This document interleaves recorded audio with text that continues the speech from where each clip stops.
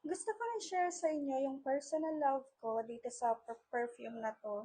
So, yung mga friends ko sa Facebook, mga office mates ko and colleague, I know, mahuhulaan nyo talaga to.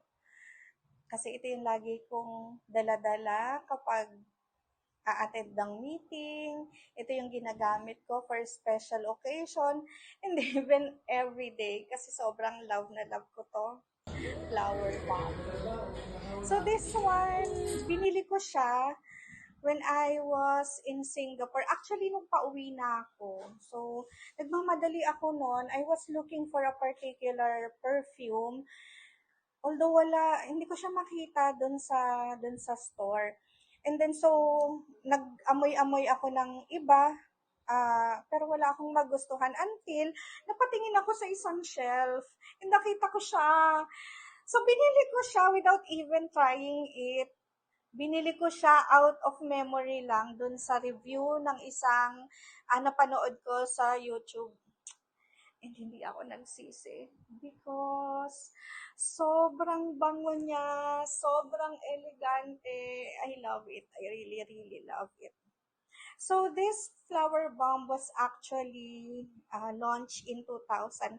Sobrang tagal na and I was just so happy that it stayed in the market para naman na-experience ko siya. So this is an oriental floral fragrance for women. According to Fragrantica, may notes ako. Ayan. So, top notes are tea, bergamot, and osmanthus.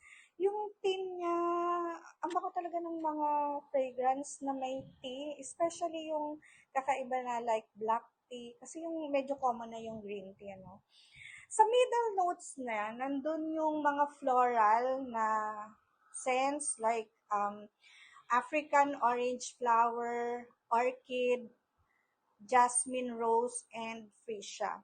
Sa base notes, yung naiiwan na sa skin natin is um, yung patchouli, musk, and vanilla.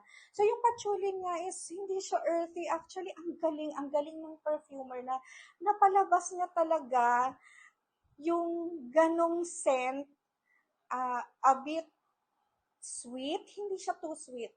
Uh, sabi nila may powderiness siya, pero for me, hindi naman siya sobrang powdery. Hindi ko nga siya masyadong napansin. And then, uh, sweet, uh, a bit sweet, floral, and yung maiiwan sa skin is yung elegance, yung sophistication ng fragrance na to. So this is actually a lasting scent, 6 to 8 hours, actually more than pa kasi natatandaan ko, nakauwi na ako noon from a meeting sa Pasig, so gabi na. Pag angat ko nung kamay ko, siguro dahil baka na-spray ko siya dun sa blazer ko and naamoy ko siya, hindi siya basta whisk, talagang naaamoy ko pa din and kapag naaamoy ko talaga siya, sobrang nahahappy ako. Maganda yun na rin yung projection niya. Even from a certain distance, minsan nga yung kaharap ko, yung kausap ko, hindi hindi siya nakapagpigil. Sabi niya sa akin, ang bango mo. So, every time talaga na ginagamit ko to, lagi akong nakokomplimentan. Ang bango mo, amoy mayaman, ang elegant, yan talaga. And kapag ginagamit ko siya, sobrang nahahappy ako, gusto kong mag-ayos. Ayan. So, actually, this is maganda siya. Um, Evening scent, date night scent, tapos malamig. Actually, ang napipicture ko is parang candlelit dinner, tapos naka-formal-formal ka, nakaayos, tapos medyo dim yung paligid, candlelit nga, di ba? Ayan. So, date night scent kasi sexy din siya. Ayan. Yun nga lang for me, talagang ginagamit ko siya every day kasi ang ang ganda, ang bango niya. Lagi ko siyang nahihila and you can see, oh, ang laki na ng dent dun sa bottle niya. Well, actually, tinitipid-tipid ko nga pa nga ito noon na parang, ako, baka maubusan ako. But, Hindi na ngayon kasi meron na akong backup bottle kasi sobrang love na love ko siya.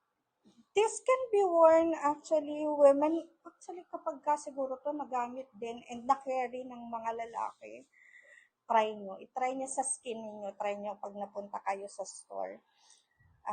Sexy, sophisticated, elegant. Decent actually is a winner of FIFI Best National Advertising Campaign in 2006. So pagkalabas pa lang niya, 'di ba? Meron na siyang award. And thanks to the master perfumer Olivier Polge, Carlos Benaim, Domitil Michelon Bertier, and Dominique Rapion. They are the nose behind this timeless, elegant masterpiece, Flower Bomb.